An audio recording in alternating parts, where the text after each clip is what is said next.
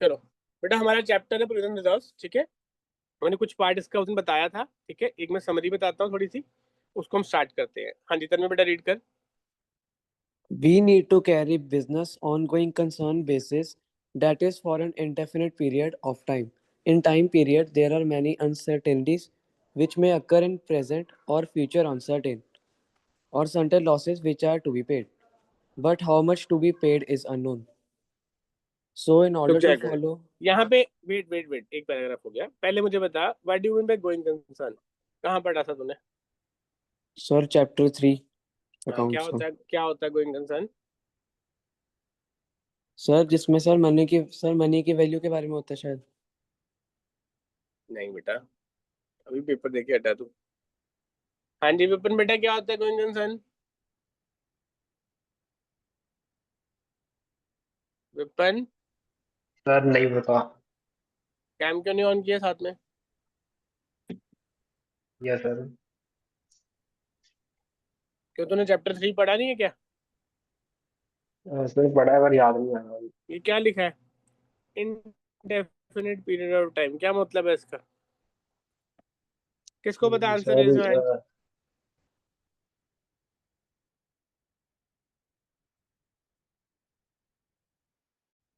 विपिन में नंबर अच्छे भी हूँ, अगली बार सिंक हो जाने हैं। हाँ जी प्रशांत बोलो बेटा।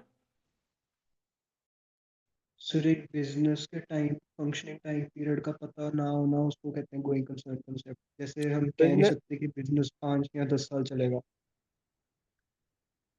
क्या डेफिनेट पीरियड है उसका? नो सर, इनडेफिनिट पीरियड है, हम बता नहीं सकते।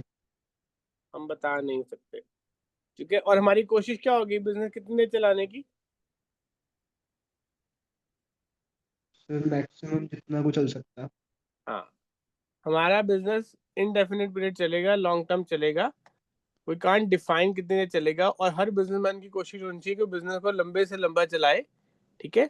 यस। स्ट्रैटेजिकली ये डिसीजन कभी कभी नुकसान भी करता है in terms of valuation, but एक कॉन्टिन्यूटी और बिजनेस के पॉइंट ऑफ व्यू से बहुत इंपॉर्टेंट है। चलो, नेक्स्ट वर्ड लिखा है अनसर्टेनिटी। विपिन क्या मतलब होता है इसका, अनसर्टेनिटी का मतलब? सर अनसर्टेन मतलब जिद्दां जिस चीज नहीं पता सी हो सके। कैम ऑन कर, एग्जांपल दे कोई मुझे। सर जिद्दां लॉस ज्यादा हो सकते या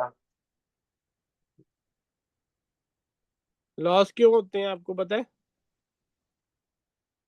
कैम ऑन करो, देखो बोला मैंने बेटा,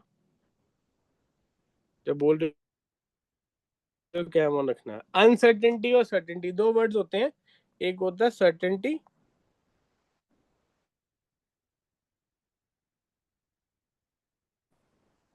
ठीक है।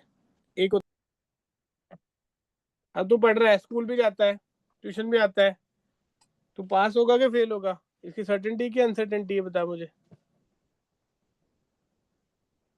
अनसर्टेन ही हुआ। अनसर्टेन हुआ मतलब स्कूल जाके ट्यूशन जाके भी तेरे को अनसर्टेन है कि तू पास होगा कि नहीं होगा? नहीं सर, चांसेस है भैया। कितने चांसेस हैं?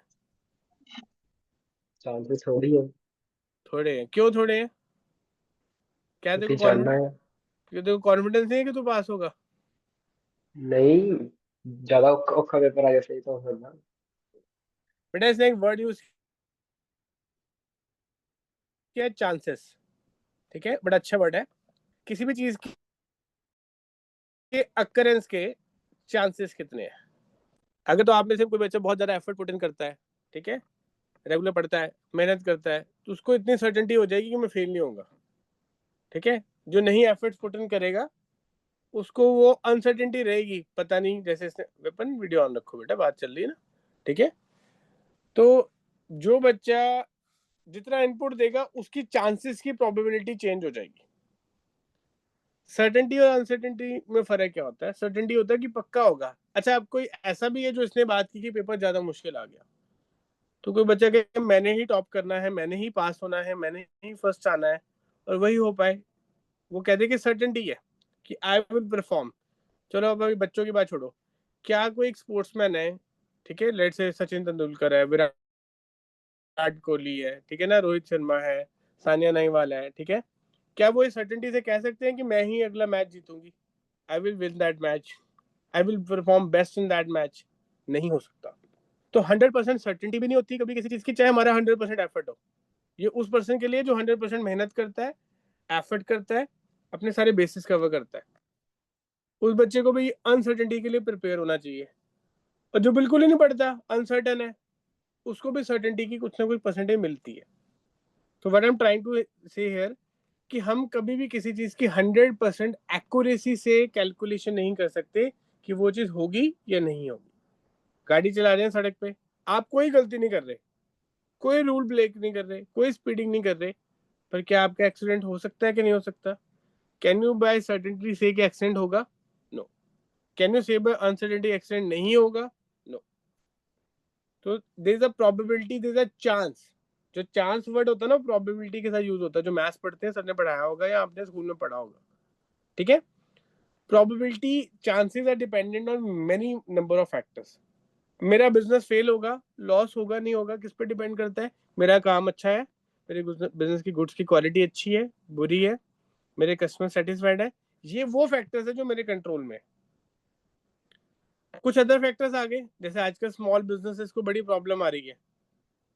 क्या प्रॉब्लम आ रही है? इंटरनेट के कारण, एआई के कारण, ऑटोमेशन के कारण बहुत सारी मार्केट ऑनलाइन शिफ्ट हो रही है। तो उसमें क्या है, उनके कंट्रोलेबल फैक्टर्स कम है, अनकंट्रोलेबल फैक्टर्स ज्यादा है। तो हमारी रियल लाइफ में, बिजनेस में, पर्सनल लाइफ में, हर जगह पे देयर आर सर्टेन अनसर्टेनिटीज, ठीक है, ठीक है। बहुत सारी अनसर्टेनिटीज होती है। एक प्लेयर गेम खेलता है, उसको इंजरी हो जाए, अनसर्टेनिटी होती है, कुछ भी नहीं हुआ, ठीक है ना, निकल आ जाए। वो इंडिया का मैच था, एशिया कप का फाइनल, सबने देखा होगा, वो हार्दिक पांड्या को इंजरी होगी, ठीक है ना, उसको कोई प्रॉब्लम भी नहीं हुई, प्रैक्टिस भी नहीं हुई। इसका मतलब देयर आर मेनी थिंग्स जो हमारे कंट्रोलेबल फैक्टर से बाहर होती है, ठीक है। हम बहुत अच्छा पढ़ के गए थे, पेपर से एक दिन पहले सो नहीं पाए रात को, हमारा दिमाग फ्रेश नहीं था, पेपर में परफॉर्म नहीं कर पाए। तो इसका मतलब आपकी इनपुट भी मैटर करती है, पर सिर्फ इनपुट नहीं मैटर करती। तो बिजनेस में देयर आर सर्टेन आइटम्स जो हमें पता है कि हो सकती हैं, विच मे occur in present or future on certain losses। कुछ ऐसे खर्चे और नुकसान हैं जो हमें पता है होंगे, पक्का होंगे, पर कितने होंगे ये नहीं पता, ठीक है। तो प्रोविजन के साथ एक वर्ड बेटा लिखना, हमेशा याद रखना, प्रोविजन उन चीजों को कहते हैं जो हमें पता है कि होंगी होंगी। जैसे विपन को पता है मैं नहीं पढ़ूंगा तो मेरा पेपर अच्छा नहीं होगा, पर कितना अच्छा नहीं होगा ये नहीं पता, ठीक है ना। अब कोई बच्चा पढ़ के जा रहा है, देवीश को पता मैं पढ़ के गया हूँ, मेरा पेपर अच्छा होगा, पर कितना अच्छा होगा ये नहीं पता, उसकी प्रोबेबिलिटी और परसेंटेज नहीं पता, उसकी एक साइड पता है कि अगर एक चीज की एक ये सर्टेन साइड है, अनसर्टेन साइड है, तो हम यहाँ बैठे हैं कि यहाँ बैठे हैं। अनसर्टेनिटी 10% होगी, अनसर्टेनिटी 20% होगी, 30% होगी, ये नहीं पता, ठीक है। तो उस अनसर्टेनिटी से और सर्टेनिटी की जो चांस की हमें कैलकुलेशन डाउटफुल है, उससे बचने के लिए हम प्रोविजन रिजर्व बनाते हैं, ठीक है। चलो, कमल आ गया बेटा? यार दिवेश का मैसेज आ रहा है ग्रुप च निवेश का फिर मैसेज मैं है? एंट्री लॉक कर दी थी। अच्छा, मैं कर देता हूँ, ठीक है। चलो, एक चीज मुझे बताओ, कौन बताएगा? लेट्स से प्रशांत। प्रशांत बेटा, टेल मी वन थिंग। हाँ जी सर। आप जब स्कूल जाते हो कैसे जाते हो? तो सेल्स जाता हूँ। सेल्फ मतलब by Activa? Sir scooter, yes. Scooter से जाते हो? When you are travelling by scooter, तो उसमें do you carry some money with yes you? Sir, extra रखनी पड़ती है। कितने पैसे लगता है एक्स्ट्रा? सर 100 200 मैक्सिमम, क्यों, किस पेट्रोल पॉइंट? वगैरह। चलो 100 200, चलो ठीक है, 200 रख लिए, क्या सोच के रखते हो? सर इमरजेंसी में काम आ जाए या फिर इन केस कुछ होता है। क्या इमरजेंसी आ सकती है? तो जैसे किसी पुलिस वाले ने रोक लिया, पेट्रोल खत्म हो गया या फिर पंचर लगना होता है। वो कम कम पैसे क्यों रखते हैं? ताकि पुलिस वाले को ज्यादा कहे है ही नहीं हमारे पास, है ना, पेट्रोल खत्म होगा, 50-100 yes, का डलवा लिया, टायर पंचर हो गया, yes, कोई खराब हो गया, 100-200 में ठीक हो जाएगा। तो हम सारे फैक्टर्स को सोच के चल रहे हैं। अब yes, आपने 200 रखे, टायर खराब हो गया, 50 रुपए लगेंगे, पेट्रोल खत्म हो गया, 100 रुपए लगेंगे, पुलिस वाले ने रोक लिया, वो 50 में मानेगा, 200 में मानेगा, नहीं मानेगा, चलान करेगा, अनसर्टेनिटी है ना। yes, sir. तो एक 200 की जो वैल्यू दी ना, ये किस बेसिस पे दिया आपने? On the basis of your experience, on the basis of your distance from school, on the basis of your vehicle positioning, ठीक है। Yes, मान लो अगर आप दिल्ली जाते हो गाड़ी से ट्रेवल करके, तो तब भी 200 रुपए रखोगे रास्ते के लिए, अनसर्टेनिटी no के sir, लिए। इसमें डिस्टेंस ज़्यादा है तो ज़्यादा रखने पड़ेंगे। डिस्टेंस एंड टाइम ज्यादा तो ज्यादा रखने पड़ेंगे। तो इसका मतलब जो अमाउंट है, how much, that is dependent on certain factors, ठीक है। किस चीज के लिए पैसे रखे Yes, जा रहे हैं, किस टाइम के लिए रखे जा रहे हैं, किस पर्पस के लिए रखे जा रहे हैं, ठीक है ना।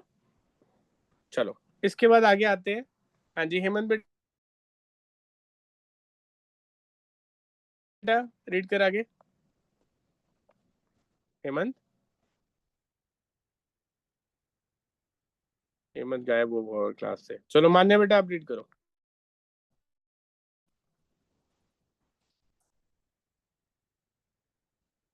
मान्या, हाँ जी सर।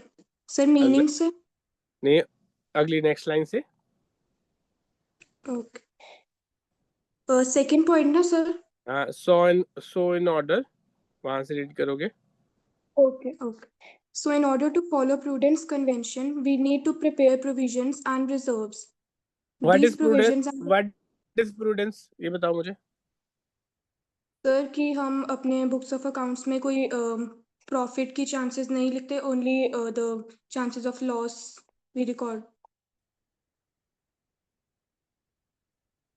क्या लाइन थी? Don't anticipate for any possible profits but anticipate for all possible losses. हम किसी भी होने वाले प्रॉफिट को इग्नोर करेंगे, चाहे वो सर्टेन ही है, लेकिन जो भी पॉसिबल प्रोबेबल लॉसेस है सबके सब लिख लेंगे। तो क्यों ऐसा करते हैं मान्य हम? सर क्योंकि कोई भी हमारे बिजनेस में कोई लॉस आएगा उसको हम फेस कर पाएंगे, क्योंकि प्रॉफिट्स को अगर हम इग्नोर करेंगे। नहीं, कोई भी लॉस आएगा, अगर वो एक्चुअल में हो जाए तो उसको एब्जॉर्ब करने के बाद क्या बिजनेस हमारा चलता रहेगा, ये हमने चेक करना है। बात समझ रहे हो? पेपर में कोई हाँ भी जी ऐसा सर। बाउंसर गूगली क्वेश्चन आ जाए कि हमें नहीं आता हो, उसके बावजूद भी हम पास हो जाए और अच्छे मार्क्स ले ले, दिस इज कॉल्ड प्रूडेंस, ठीक है ना। ठीक है, चलो ओके। चलो अब आगे रीड करो। Meaning of provisions. It is the amount charged to the profit of the year for known liability, amount which is unknown. It is charged to P&L account on estimate basis. बेटा ये line आप सबने लिखनी है। PNL account में debit side पे जाता है और एस्टिमेट बेसिस। पीएनएल अकाउंट अभी आपने सीखना है, ठीक है, you are gonna learn this very soon, ठीक है। Profit and loss account, why so? क्योंकि आपने फाइनल लास्ट अकाउंट 1928 चैप्टर है वो उसी का करना है। बेसिकली खर्चे में डालना है इसको। आगे, Provision is a charge against profit for the purpose of providing for any liability or loss. बेटा चार्ज Example. अगेंस्ट प्रॉफिट, ये इसका मतलब क्या होता है? कंपल्सरी। चार्ज का मतलब क्या होता है? कंपल्सरी। ये वो खर्चे हैं जो हमें डालने ही पड़ेंगे, इररिलेवेंट ऑफ हमारी इनकम क्या है, इररिलेवेंट ऑफ हमारे खर्चे क्या है, इररिलेवेंट ऑफ हमारे प्रॉफिट्स क्या है। These are those expenses and income, those will be charged at any point at any certain thing, ठीक है ना। आप ये नहीं कह सकते मुझे नुकसान हो गया है चलो ये प्रोविजन नहीं डालते, मुझे इस बार इनकम कम हुई प्रोविजन नहीं। ये जैसे आपने तनख्वाह डालनी, सैलरी डालनी, रेंट डालना है, बिजली का बिल देना ही देना है।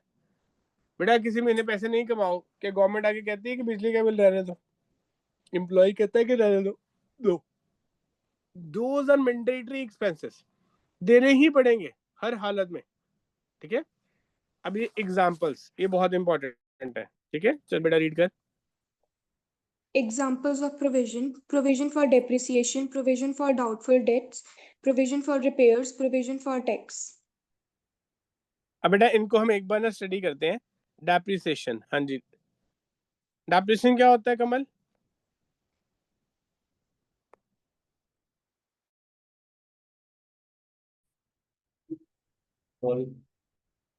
देवेश, कमल कैम वीडियो ऑन करो जरा।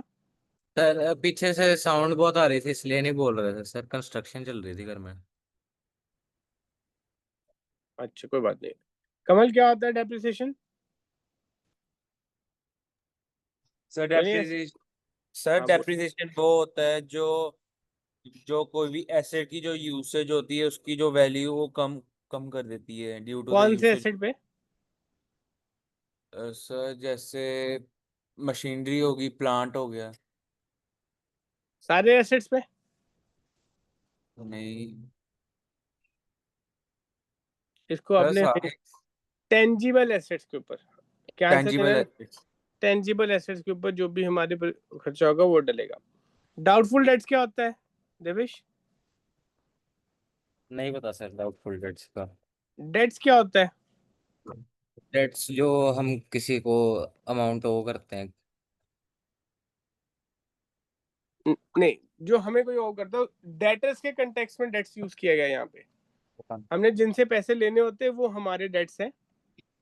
तो हाँ जी। अगर कमल तूने 100 लोगों से पैसे लेने के, सारे 100 के 100 दे देते हैं और 100 के 100 टाइम पे दे देते हैं क्या?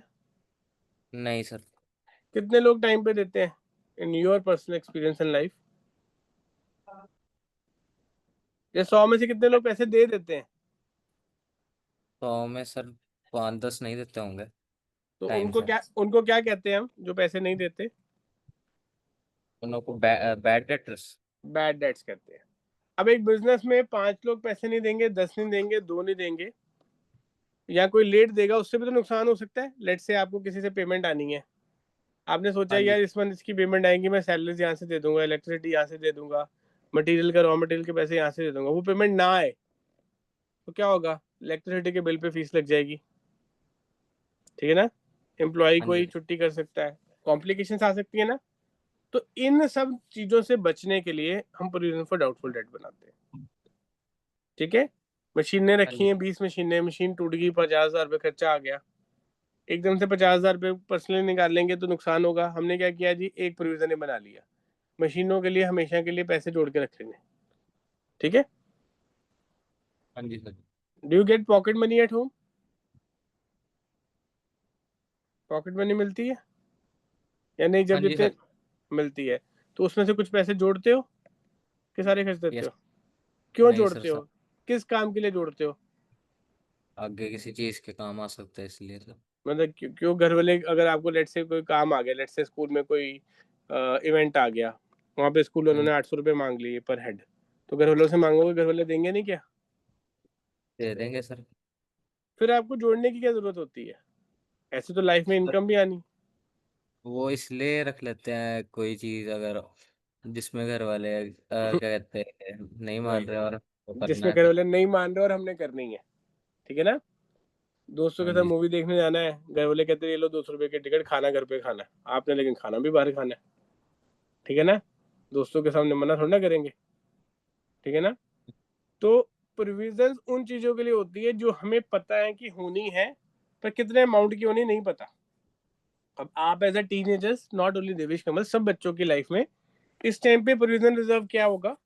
प्रोविजन वो चीजें हैं जो आपको पता है, आपका बर्थडे आना है, आपने कुछ बाय करना है, किसी फ्रेंड को गिफ्ट करना है, ठीक है, कहीं घूमने जाना है, बाय सम एसेसरी, शूज, कुछ भी जो पसंद है, ठीक है, अपने लिए, जिसमें शायद डिसएग्रीमेंट ऑफ पेरेंट्स आ जाएगा क्योंकि वो पेरेंट्स इनकम प्रोवाइडर है, ठीक है ना? वेन यू वर यंग, जैसे अपने घर पे कोई छोटा बच्चा देखो 5 साल तक का या 10 साल का, वो इस कंसेप्ट में नहीं जाता, ठीक है ना? वो रोने लग पड़ेगा, जिद करने लग पड़ेगा, पेरेंट्स हैं तो मना करेंगे, यस या नो होती है सीधा। 5 साल तक के बच्चे को शायद नो नहीं होती, एज यू ग्रो ओल्डर वो थोड़ी थोड़ी नो होनी शुरू हो जाती है। फिर अब आपको इस एज में लगता है यार हमारी तो हर बात क्यों मना होता है, नो होती है, ठीक है ना? तो कुछ चीजें ऐसा होती हैं बिजनेस में भी, हम लोग को रियलाइज होती हैं कि हमने ये खर्चे करने हैं, नुकसान होने हैं, कुछ चीजें हमें रियलाइज ही नहीं होती, ठीक है? जो हमें रियलाइज होती हैं कि हमारे ये खर्चे, नुकसान, एक्सपेंसेस होने हैं, उनको प्रोविजन कहते हैं। जो रियलाइज नहीं होते उनको हम रिजर्व्स कहते हैं, ठीक है? लेट्स से अब जैसे कमल देवी से बात की, आप में से कोई भी रैंडमली किसी ने एक पिग्गी बैंक लगाई, ठीक है ना, उसने एक पिग्गी बैंक लगाई या एक बैंक अकाउंट खोला, उसमें पैसे जोड़े, लेट्स से उसने 5000 जोड़ लिए, ठीक है, 5000 रुपये जोड़ लिए। अब आप लोगों में से लेट्स से आपने बाय करने गए, ठीक है, when you went to buy something, 5000 में से 3000 रुपये खर्च हो गए, 2000 रुपये बच गए ना, now you have saved the money। अब जो पैसा आपने जोड़ लिया, इसका मतलब provision is use for that specific purpose. एक होता है कि 5000 रुपये आपने ऐसे जोड़ लिए, सोचा नहीं किस काम के लिए, एक होता है आपने उसको एक सर्टन पर्पस दिया कि यार मैंने इस पैसों से यही करना है, मैंने 2000 रुपये दोस्तों के साथ घूमने जाना उसके लिए रखने हैं, 3000 रुपये मैंने शर्ट लेनी है उसके लिए रखने हैं, 2000 रुपये मैंने जी जीन लेनी है उसके लिए रखने हैं। You specify your usages. ये हम यहाँ पे यही कर रहे हैं। डेप्रिसिएशन के लिए कितने पैसे रखेंगे, डेटर्स कितने पैसे नहीं देंगे उसके लिए कितने पैसे रखेंगे। अब मैंने क्या किया, मेरे डेटर्स कौन हो, तुम लोग हो, स्टूडेंट्स हो ना, who are my daughters, students.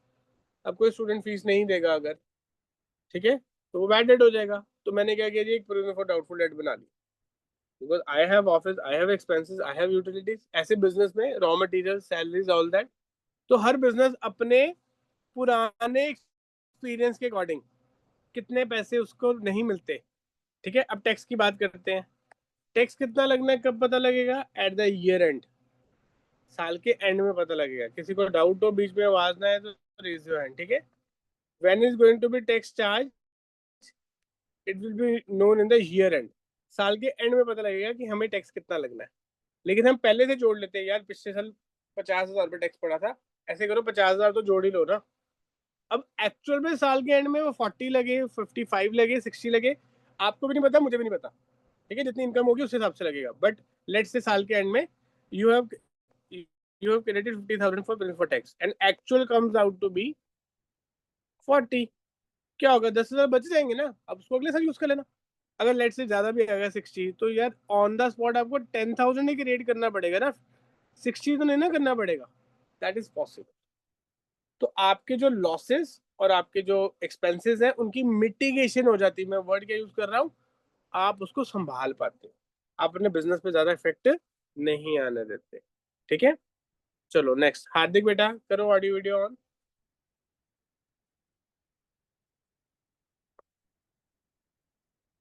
हार्दिक,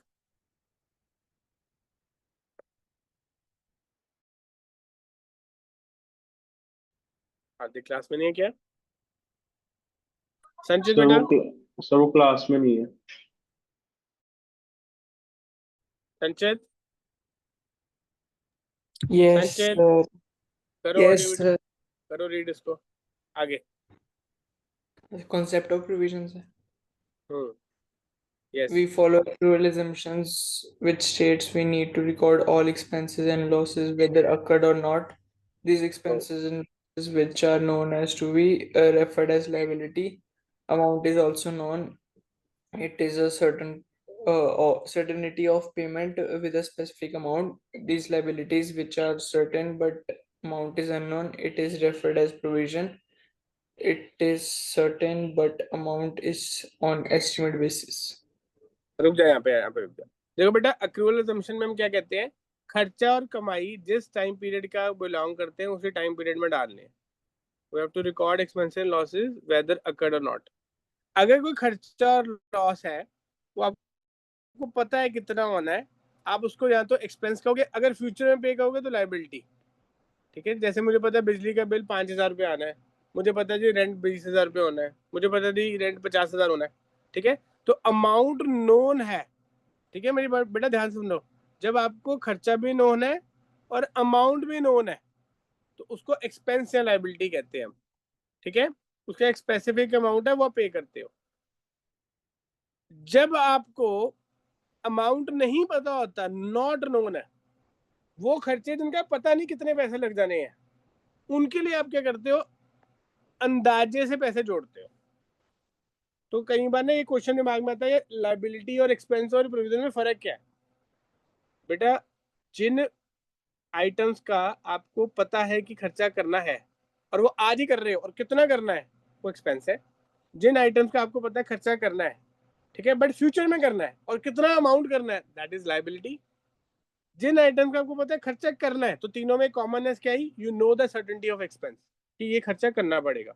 आज कर रहे हो, अमाउंट पता है तो एक्सपेंस, अमाउंट पता है फ्यूचर में कर रहे हो लाइबिलिटी, अमाउंट नहीं पता, शायद आज करना पड़े शायद फ्यूचर में करना पड़े, दैट इज प्रोविजन। तालिन आया समझ बेटा? Yes, sir. तालिन चलिए रीड कर अब note.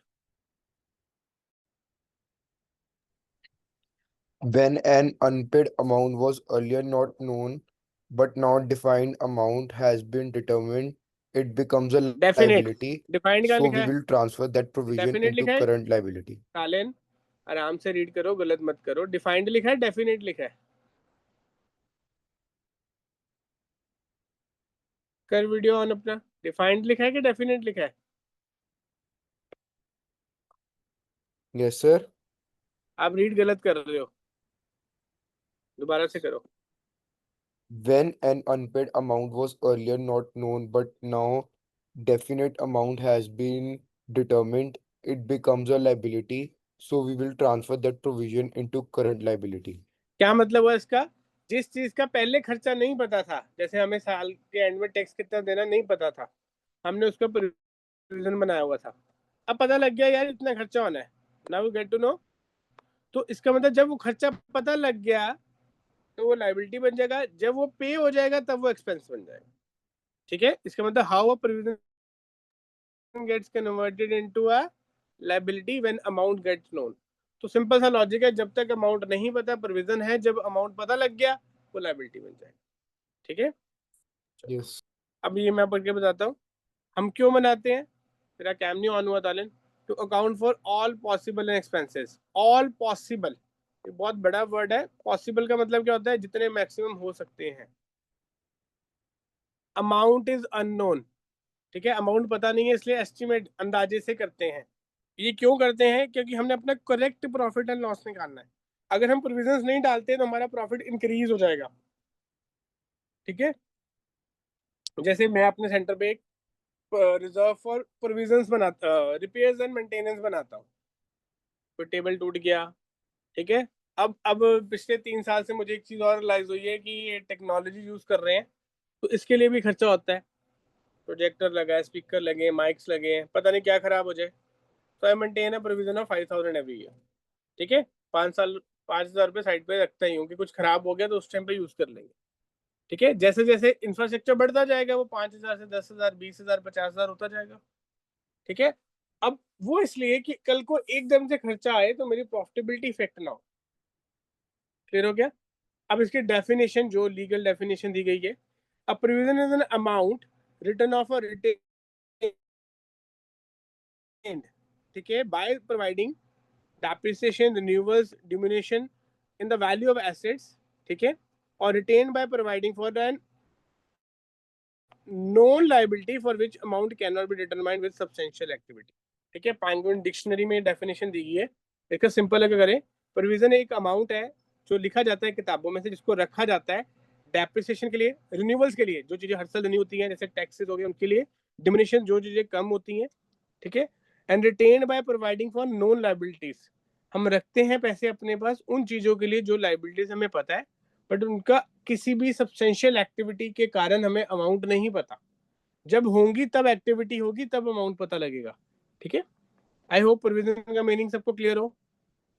All of you are clear with the provision meaning. मैं रिजर्व नहीं शुरू कर रहा अभी, रिजर्व में कल बताऊंगा। ठीक है, चलो कैम्स ऑन करो सब बच्चे अपने। 10 मिनट मैंने कुछ और डिस्कस करना आपसे। किसी को डाउट है? यस सानवी बेटा बोलो।